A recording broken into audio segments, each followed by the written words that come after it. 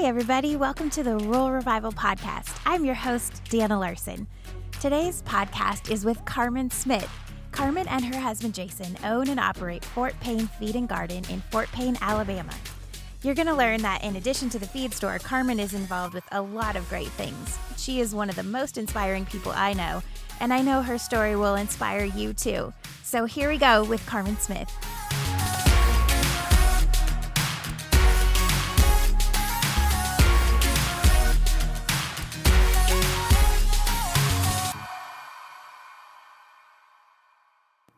Well, Karmen, you are an amazing person, and I'm just in awe of everything that you do. I don't know how you do it all, but I love that you do it. So tell us a little bit about you and what all you're involved in. Okay, well, it's a pleasure to be with you. I am a wife, I'm a mother, I'm a sister, I'm a daughter. So I do wear many hats, as do many of you. So I'm just excited to be here with you today and to get to know your audience and to allow them to just take a sneak peek inside the window of our little neck of the woods. And so I'm excited. Well, we're so glad to have you here. Let's start and talk a little bit about Fort Payne Feed and Garden. Okay. How did you and Jason decide that this was something you wanted to take on and pour your lives into? Okay, well, actually, Fort Payne Feed Garden has been a part of our life for most of our adulthood. Actually, we bought feed here 15 years prior to purchasing the business now 6 years ago. But actually, it was, of course, never on my bucket list. If you'd have asked me years ago, do you want to be a business owner? Absolutely not. I know nothing of business. I still say I know just enough now to be dangerous. So, but no, all I ever wanted to be was a school teacher. And Jason just wanted to find a way to make a living working with horses. And so the Lord made it perfectly and abundantly clear about 6 years ago, after 2 years of a restlessness in my soul that I really still struggle to find words to describe, but it was just an unrest. And for those of us who know the Lord, you know what it's like to experience peace. And so I was experiencing the absence of that. So for 2 years, I wrestled particularly, and would come to my husband, and from the outside, we looked like we had it rocking and going on. You know, we were working the American dream. I had my dream job of teaching school that I'd always wanted to do from the time I was a very young girl, and actually was hired 2 weeks before I graduated, first grade. I loved it. Those children were my children before I had my own.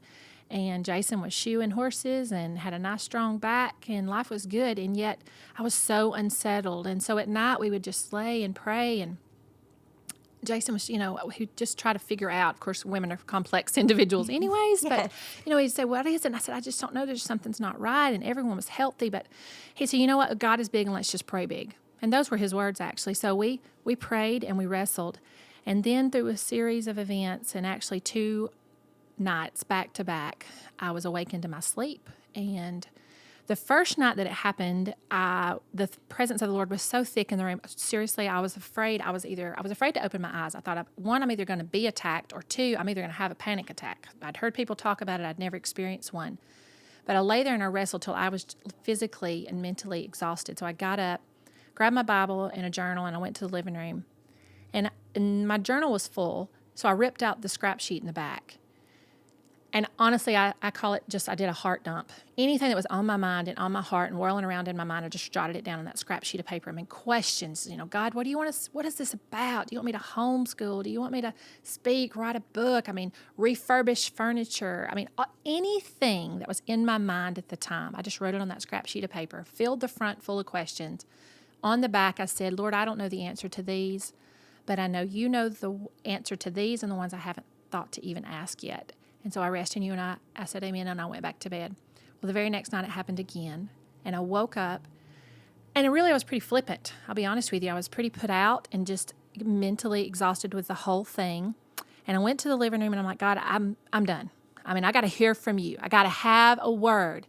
And so if you've ever just in desperation just flung your Bible open and just threw your finger down, and my finger fell on Acts 4:13, where Peter and John stood before the council, and the council marveled at the boldness of Peter and John, knowing they had been with Jesus. And when I read those words, boldness, and marveled, and they had been with Jesus, I began to weep and pray. And I wrote in the margin of my Bible, I said, Lord, do this in me, whatever this looks like. No agenda, no plan.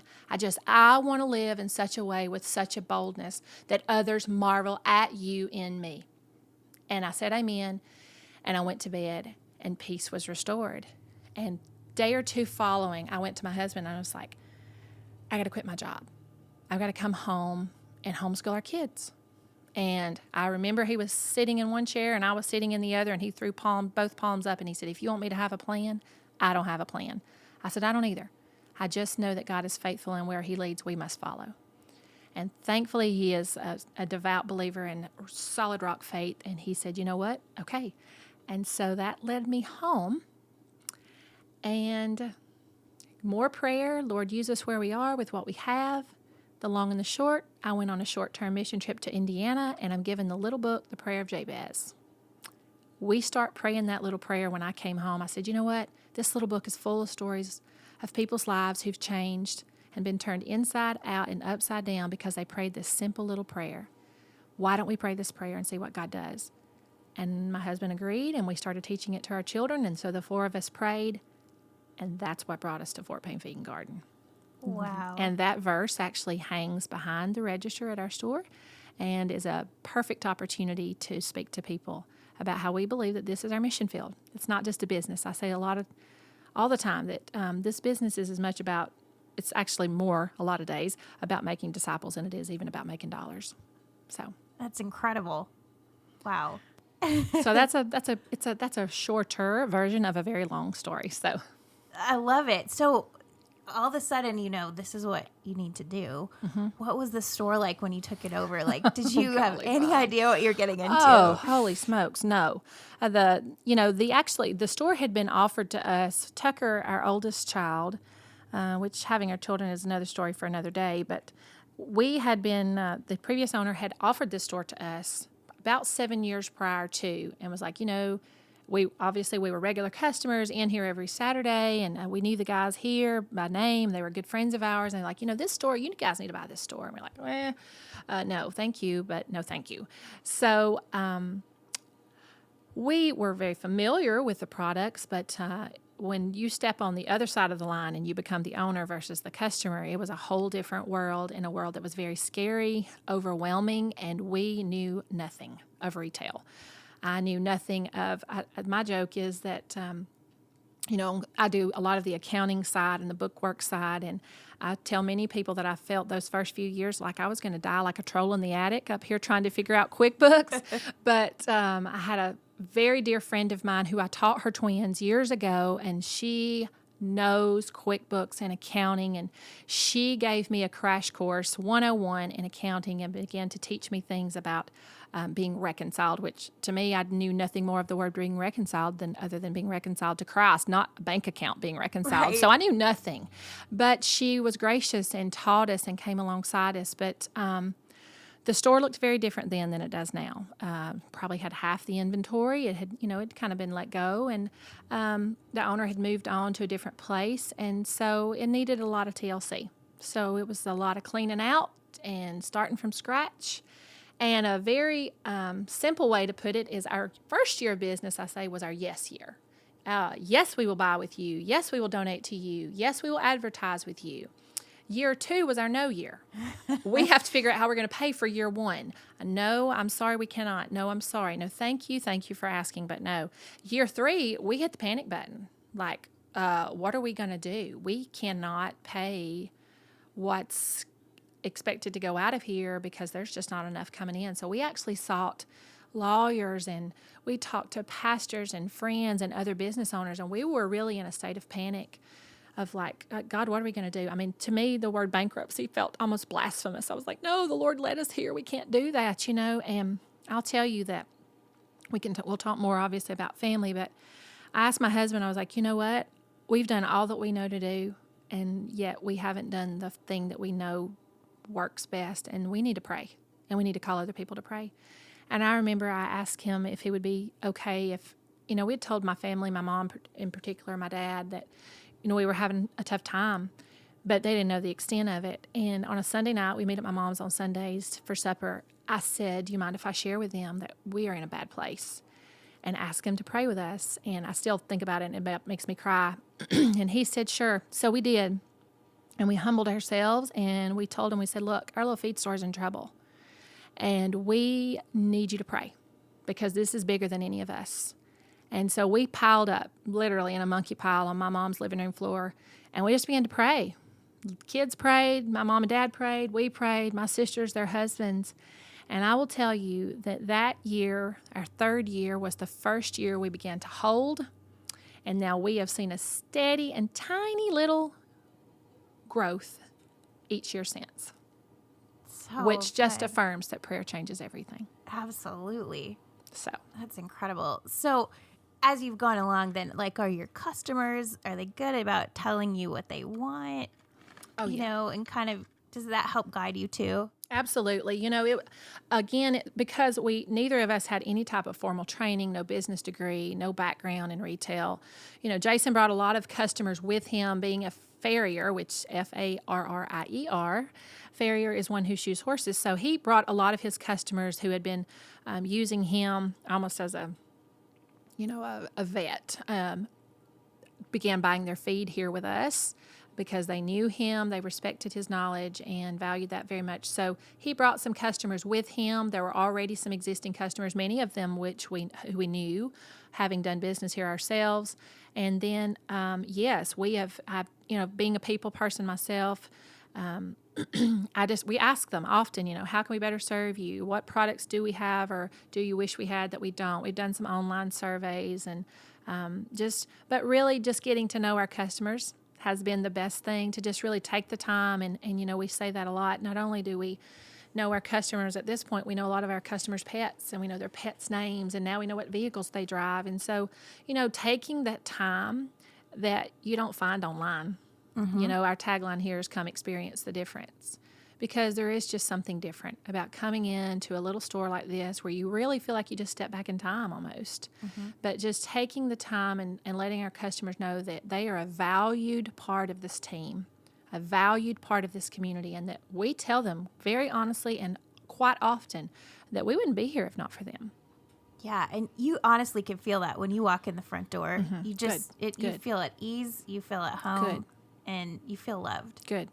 Yeah, there's some movie seats. I don't know if you noticed them downstairs, but actually Jason had a shoeing client. I had gone with him. I used to do that a lot before we had our boys. I'd go with him. We called them our little day dates. And I was with him one day, and we were in this guy's barn, and I noticed he had this set of 4 just movie seats. And I was like, man, these are rad. I love these. And he laughed. He's like, well, you can have those. And I'm like, no, really? He's like, no, seriously. He was in construction, tears things down. He tore down a movie theater, and he just brought them home, put them in his man cave in his barn. And so at the time I was still teaching school. I was like, oh, my kids would love these. And so he gave them to me, and I took them to school, and we used them there, and it was wonderful, wonderful there. And then when I left school and came home, we put them on our front porch, and it was cozy until the bees started nesting in one of the cushions that had a hole. So I was like, we got to get these out of here.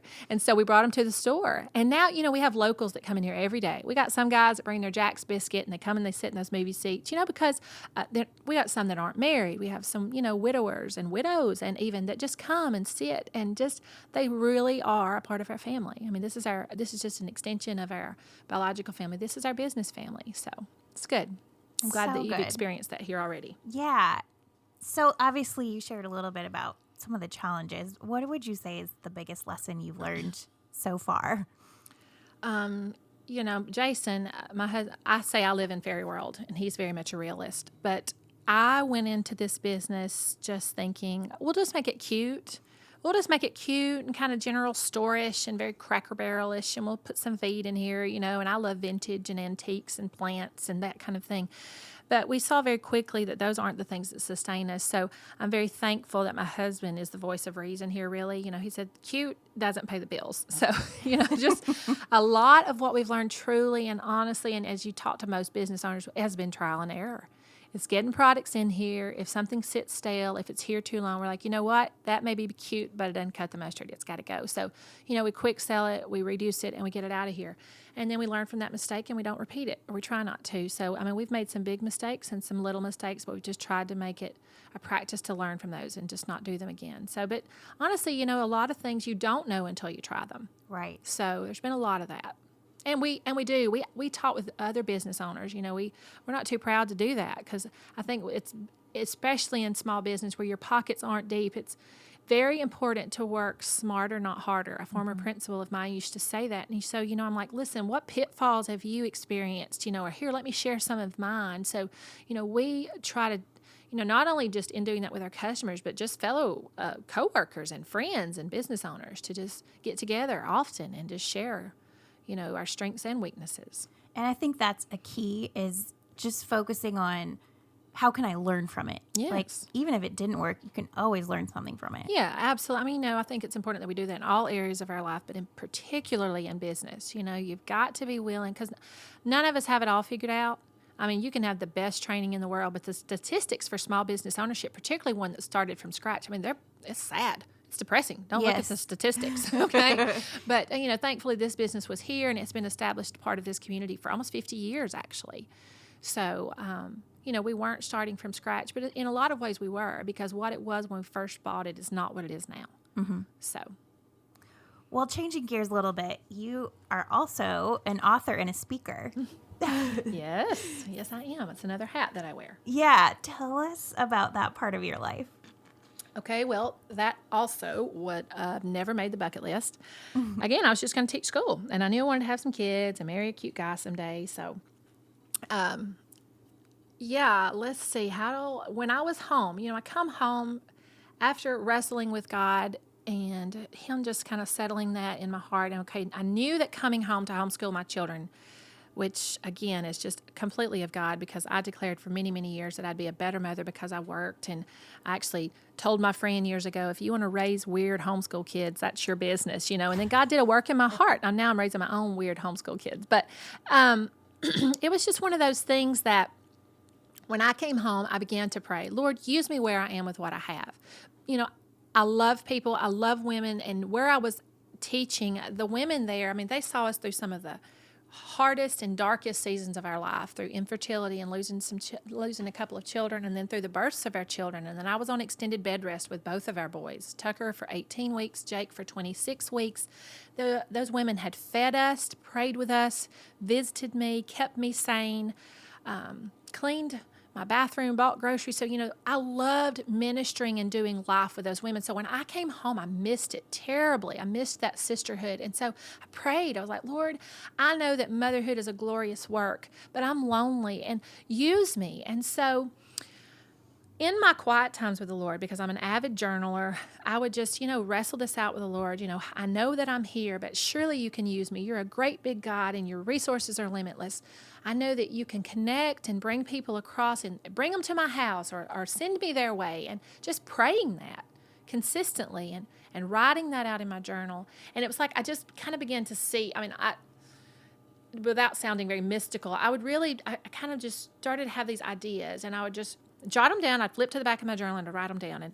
And sometimes I would just, I'd write down like colors, like red and flowers and how to, and these little things started coming to me. I didn't know, like you've shared with your story with Rural Revival, I couldn't put words to what was being born. But I know now that it was the 6-week prayer journal that I have now self-published called When You Pray Big, Things Happen.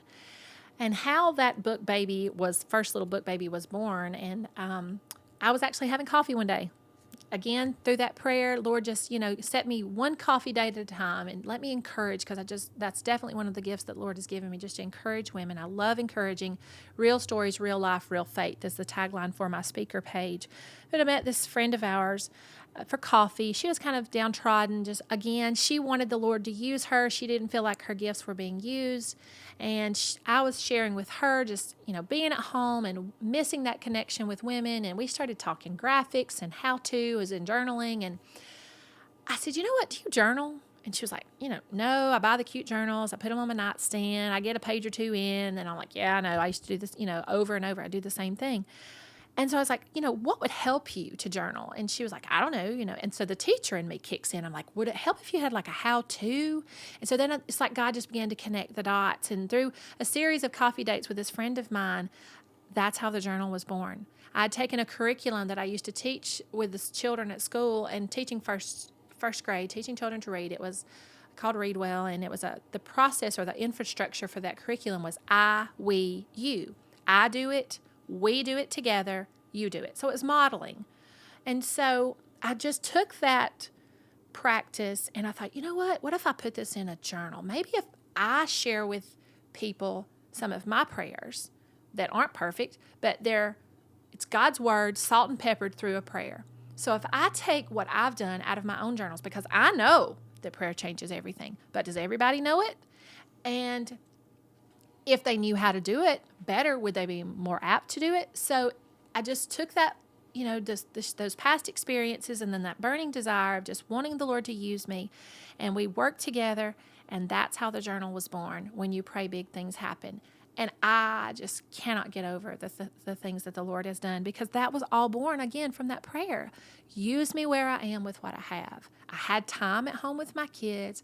I had a burning passion for prayer, to teach and encourage women, and he used all of that to establish and put together this little book. And he used a woman, by the way, who is afraid of punctuation. I say all the time that I'm afraid of commas and semicolons. And listen, I taught first grade. We did simple sentence structure, capital letter, end mark, subject, basic subject, predicate. So anything above that, it scares me to death. But you know what? It's not a perfect thing. It's not anything that's going to ever be on a bestseller, but it is definitely a little tool that God has used exceedingly and abundantly in ways that I've never dreamed. Wow. So then you've been able to go speak Absolutely. about the journal and so your the story. Journal opened those doors. And then it was crazy how we went from the little journal to, I got most absent-minded in high school. I hoped I would outgrow that. It didn't happen. But I went to bed one night literally like thinking about prayer and thinking about the journal. It was right after it had come out. We self-published it through a Create Space on Amazon because I wanted it to be available through Amazon. Amazon's the go-to. So I actually was getting in bed one night, and I looked at my wrist or something. I was like, I know. And I actually had a leather cuff that I used to wear, and it had worn thin. And I was like, what if I had a bracelet that was like, pray big, those words, because Jason had said those words when we prayed those years before, when we just didn't even know what we were praying for. And I was like, pray big. Yes, I need something to remind us. Like, I get on Instagram, I start searching the hashtag. I couldn't find anything. I stumble upon this lady and some jewelry, and she's in upstate Washington. I sent her a private message. I'm like, hey, I just self-published this journal. I'm thinking about some leather, maybe some jewelry. I've got a picture in my head, but, is this something you'd be interested in? She calls me.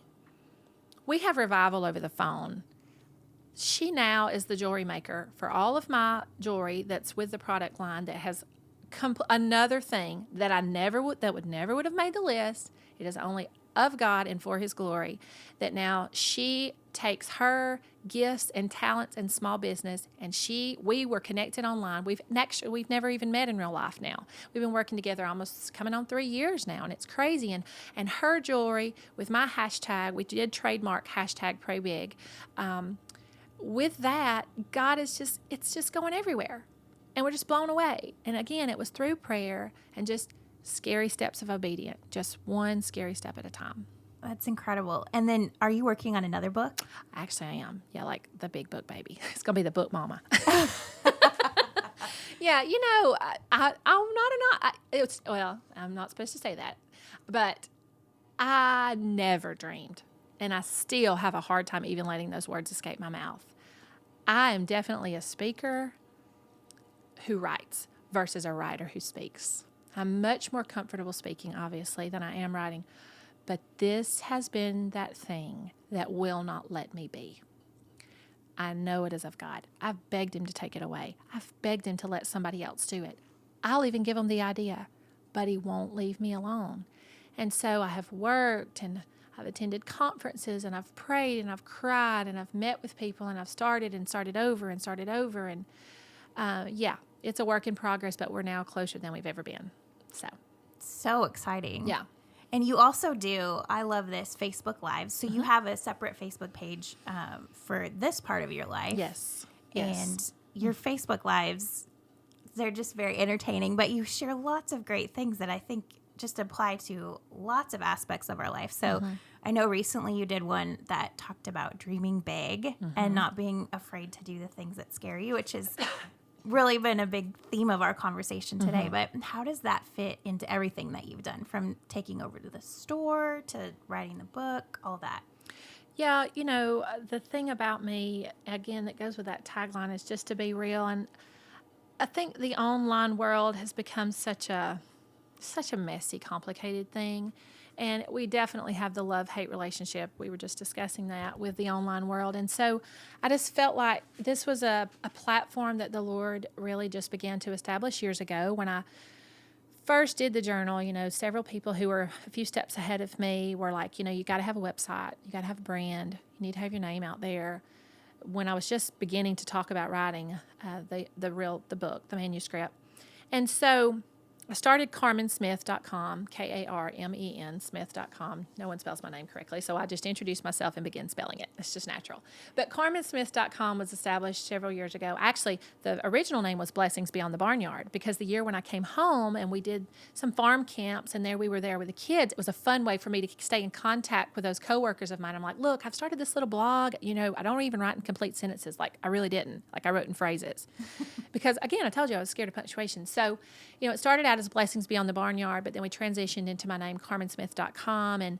And so I would share those blog posts on my personal page initially, and then we went on in and we started Karmen Smith Blessings Beyond the Barnyard is the speaker page. But I began to see that online place as another area to speak and share of God's faithfulness. I didn't want it to just be about my not Pinterest-worthy house or the clumps of manure that are forever on my porch and in my living room and dining room. And, I didn't want it to be about me. I wanted it to be about the faithfulness of God. And I wanted it to be a place where women could go and just feel like, Emily Freeman says, just for your soul to breathe. Just a place where you could really be real. And if you were having a train wreck of a day, I wanted you to know that I have those too. And so Facebook Live was suggested to me several months ago, and I was like, you know what? I think I'm going to do it. And so the first one, truly, I had sweat running down my back. I remember thinking, like, I was splotchy, short of breath. I was like, I cannot do this. This is a bad idea. I can't just sit on here and talk to my phone. This is so vain. But yet, the very first one, I got amazing feedback. Thank you. The word that you spoke tonight went straight, it's exactly what I needed to hear. How did you know that I was going through that, And so then the next week I was just like, again, another scary step of obedience, 1 week at a time.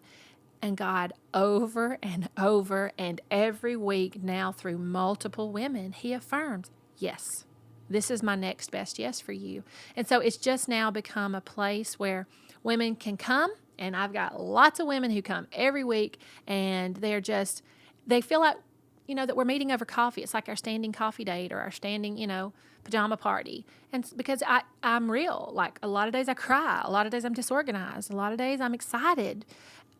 But I'm sharing real stories about our real life, and I speak of a real faith that's a part of our everyday. So it's been really good, and I've been really amazed again at what God has done in that place. And it's such a great way to reach people beyond just your community. Yes, absolutely. continuing, we still pray the prayer of Jabez, oh, that you would bless us indeed. And we make it plural, and we've personalized it for our family that, that enlarge our territory. God is enlarging our territory through that Facebook Live. I mean, people from all across the states, and we've even had people out of the country. I mean, when the journal came out, I know a girl found me. I did a local interview with a cable channel here in town, and someone shared it on Facebook, and she shared it with somebody who was out of the country because her husband's in the military. And then the next thing I know, she's leading a small group, 6 or 12 women. They're doing this prayer journal together, and then it went to another and to another. So, yeah, now we're connected, not just here in the U.S., but across.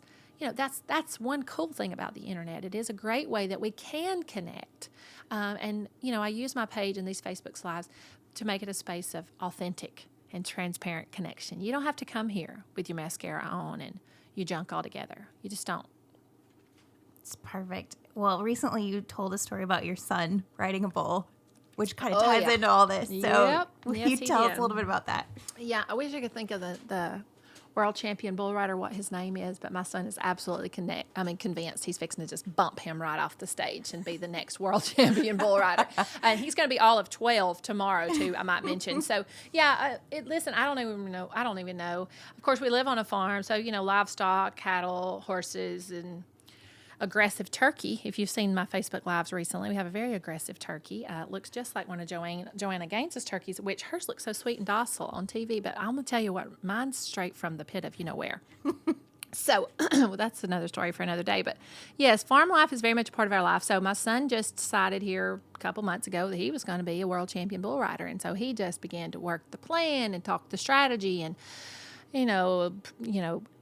inquire about getting gear and chaps and ropes and gloves. And so I told my husband, I was like, look, he's wearing me out with this. We got to let him try it, right? So now let me back up and say, too, with my boys, of course, bringing them home and homeschooling them, I was very intentional because I know truly that a lot of homeschool children in the past have, because, the resources and things just weren't there as they are now.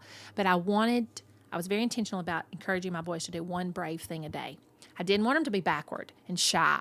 And so we started out really small. Like if we went in McDonald's, you're going to place your own order. Look the woman in the eye, tell her what you want, say please and thank you. Okay, we're going to go pay some bills today. You're going to run this in here, tell them this is from your mommy, or hey, this is from Fort Payne Feed Garden. No, thank you, I do not need a receipt. So I started out doing little things like that.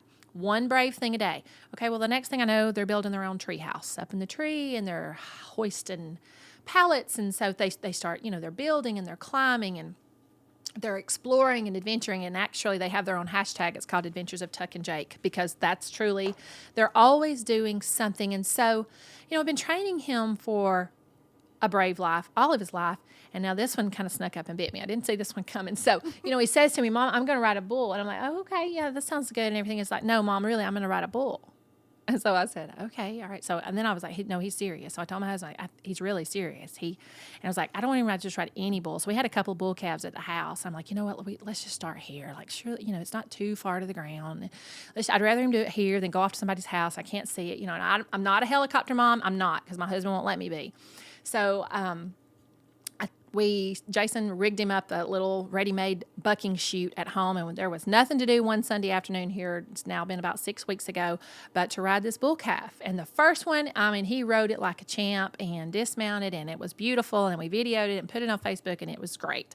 Now, the second little rascal, which he was like, I want to do it again. Like, well, let's try this other one. And he was like, oh, it's too little. It's too little. Well, that's the one that got him. He bucked him off, and we don't know if he hit the panel on the way down or if it was just the way he fell, but he dislocated his elbow. So, yes, he was a recent guest on a Facebook Live because it was such a perfect real-life story of doing scary things. And sometimes they turn out the way you want them to, and sometimes they don't. But yet we got to dust ourselves off and get back on, because it goes back to where we started in that we learn from our mistakes. He immediately jumped up and started talking. Well, not immediately. After the hospital, a day or two after sedation wore off, he's like, I know what I did wrong. I'm not going to do that the next time. He was already ready to get back on and do it again, because he knows that's what we do, right? We mess up, we learn from them, and we move on. Good for him. It was good. It was a good little guest on the show. So kind of transitioning then into the farm part of your life. So you've got this store, you've got this stuff that you do with speaking and writing, but then you also have this farm, which has its own business, so to speak. Mm-hmm. Yeah, actually, when I came home that year, knowing really nothing other than I was just going to homeschool my kids. But I'm praying, Lord, use me where we are with what we have. Use me where I am with what I have. And then that became us where we are. And we were like, okay, we have a farm. I love kids. My husband's really gifted with animals. We had a wagon. Hey, what could we do here? We started doing some research. There was no one around that had kind of what was going on in my mind. And I was like, we could start having like these farm camps, and kids need to get outside. They need to unplug. We don't even own a gaming system. Boys are made to run. They need to get outside. So, that was just something I heard the women that I worked with and friends of mine that were just struggling to get their kids and keep them outside. So we started what we called Smith Creek Farm. And the boys actually kind of named it. They're like, hey, we have the name Smith. Hey, we have a creek. Let's call it Smith Creek Farm. So there we go. So we started Smith Creek Farm, and we hosted that summer, June, July, and August, the first summer that I came home. We had farm camp. We would run 2-day camps. They could bring their kids, pay a fee. You could leave your kids. We had you sign a waiver. You could leave your kids with us, or you could stay with your children. And we had like little rotating stations like I did in my classroom. Okay, here's the meet and greet animals. You're going to come with Miss Karmen. We're going to talk about, you're going to meet Rosie the milk cow. We're going to look at the pigs. We're going to go talk about chickens and hens and roosters and who lays the egg. And do you know where your eggs come from? And are there chicks in here? And so, and then we had a garden. So I would take them out in the garden, and I'd have them pick a plant. Everybody go stand by a plant. Okay, is this something that, is this something just to look at, or is this something that actually feeds you? So it was educational and it was fun. We had a sandbox and some swings and all that kind of stuff. And then Jason would take them on a wagon ride. So it was great.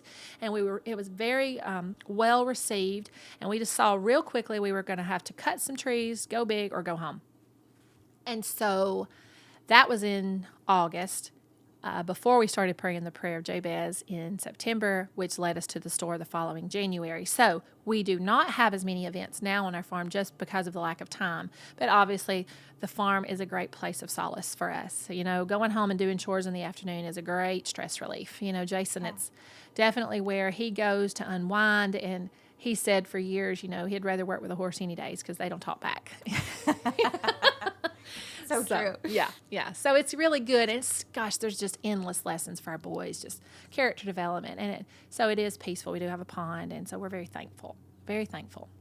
Well, with everything you have going on, you still make your family a priority. Mm-hmm. So how do you manage all this and yet keep your focus on your family?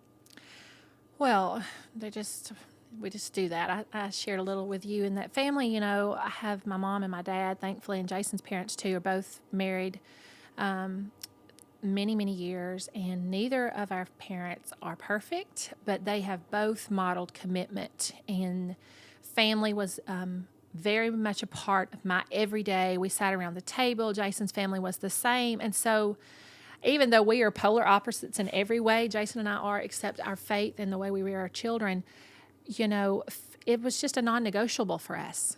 Work would never trump family. It's just that we've never seen that done in our circles, and we just didn't want to do that. So that was a big part of us buying this store, praying that we believe that this was our mission field, meaning Jason, me, the boys. And we've taught the boys from the time, again, being a part of that, do something brave every day, one brave thing a day. The guys that come in here that sit in those movie seats downstairs, we've challenged them. All right, today's your day. Have you done your brave thing? Have you asked them, who is Jesus to you? And, we have 60, 70-year-old men that'll come in here and sit and eat a Jack's biscuit and yeehaw with my boys or sit and whittle with my boys, and they'll listen to them about questions about the Lord where they might not listen to those questions from you or me.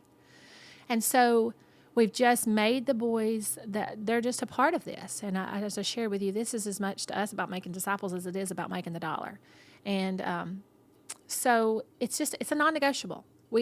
They're with us, and they're with us at the farm, and we are hooked on Heartland. It's how we wind down at night. It's family time. It's a priority to us, and it's not just something that we say. It's something that we do. Now, every day's not a perfect day. Some days the boys are like, "Mom, you're stressed today. Are you ill today?" Because I get tired too, and some days I don't balance things as well. And thankfully, as I shared with you earlier, I am married to a realist who is my moderator, and he'll say, okay, enough's enough. We got to pull back, particularly busy seasons like we're in now. He's like, so he does that to protect that family time because it is a priority. And we know that it's not just something that you can say. You got to be strategic and intentional about the way that you protect it, because the world is a busy place, and they will keep you just as busy as you will let them. So we just have to draw some circles and say, you know what, no more fits here right now.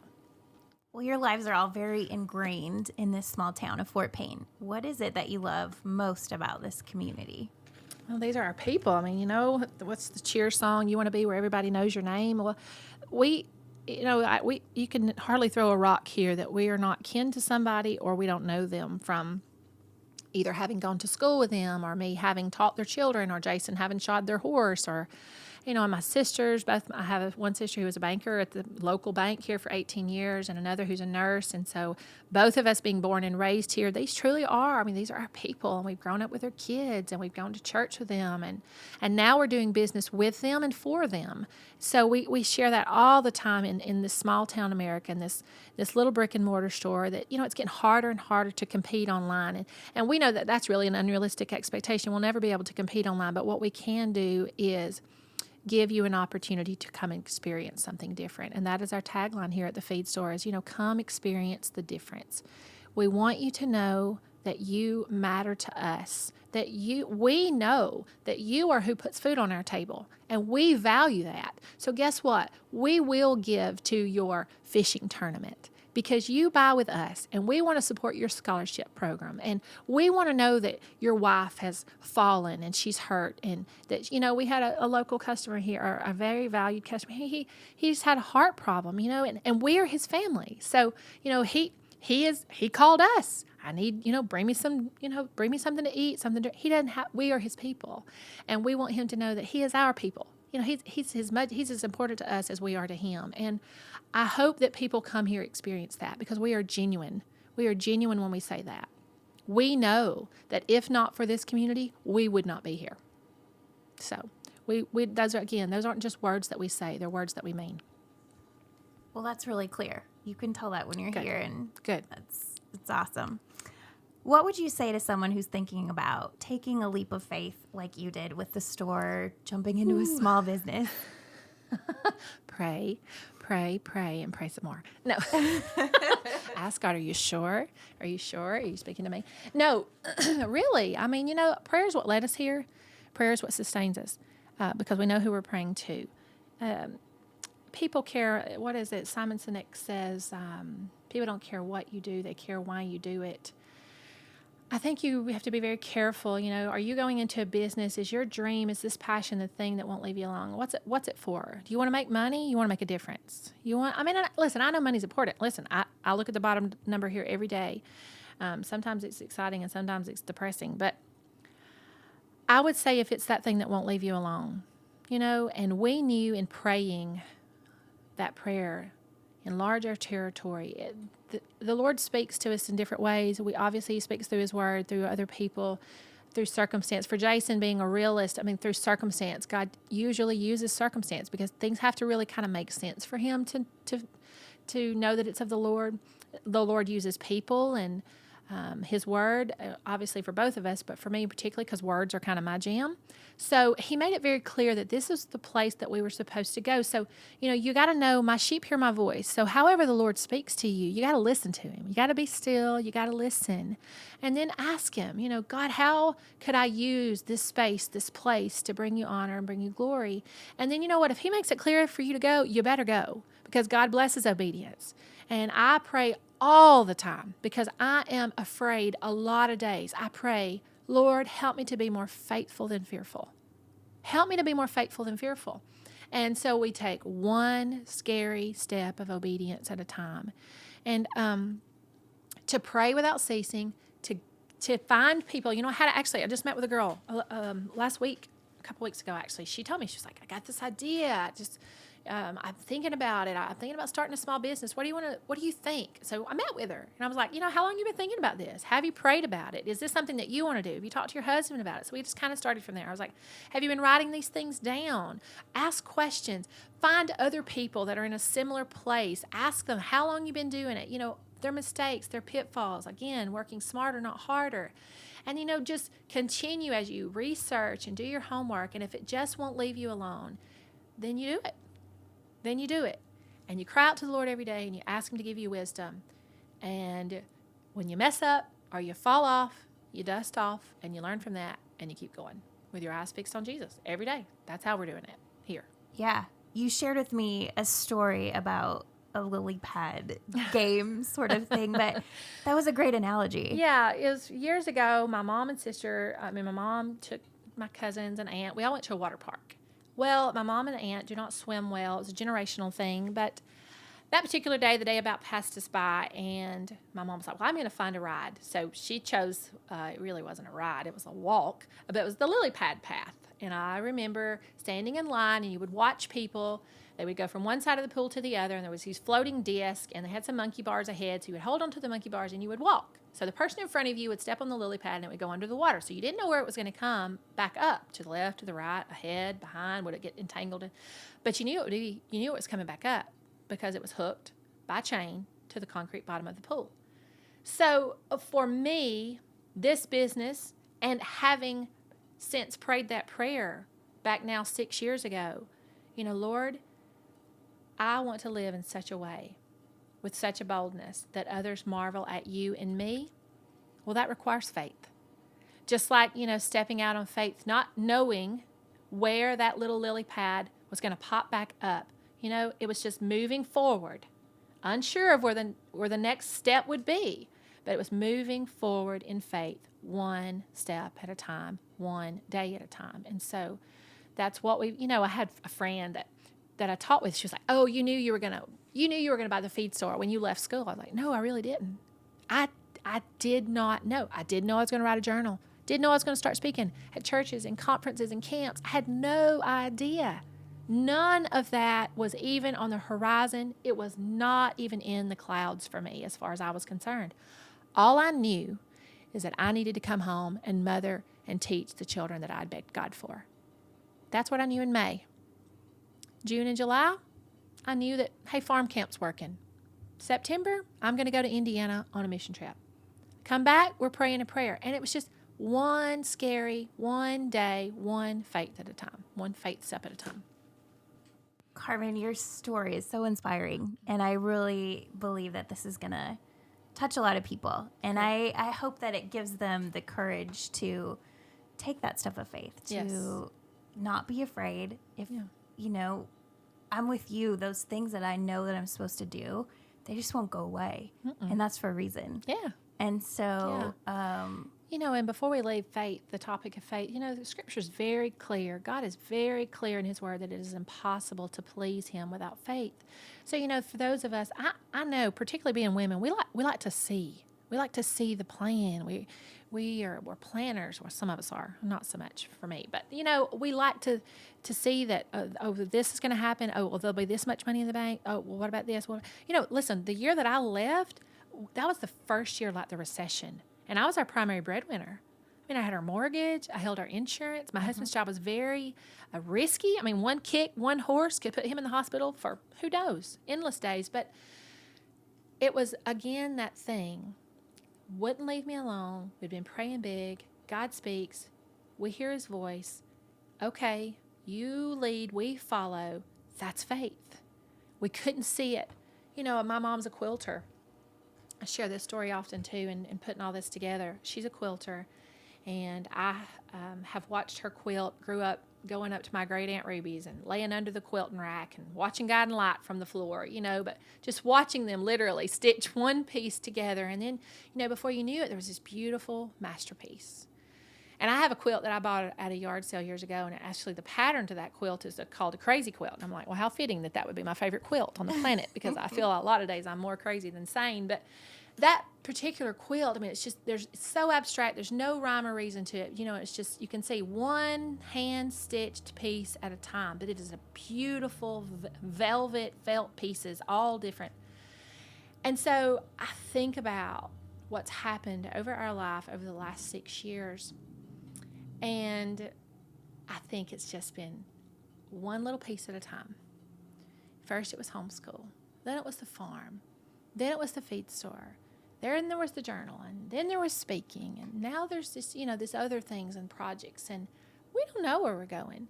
But here's what I know. I believe that the best is yet to come. Me too. And I feel like stepping out as an entrepreneur, for me anyway, it forced me to face the things that I found security in that were no longer there.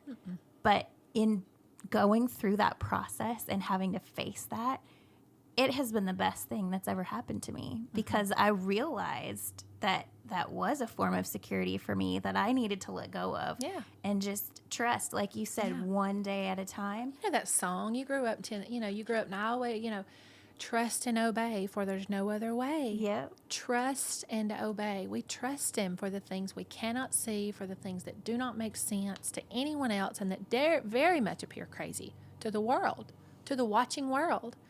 But when we trust and we obey, we find our faithful God ever so faithful. He is a covenant-keeping God. He will not leave the righteous begging for bread. Those are promises that we can stand on. They're not void, dead words on a page. They're truth that are the same yesterday, today, and forevermore. Well, I think that's a good place to end. What a pleasure. What a pleasure it's been. Thank you so much. Well, thank you. We'll Thank link you so to all of much. your pages in the show notes, and you can find out more about everything that Karmen's involved with there. So thanks a lot. Thank you.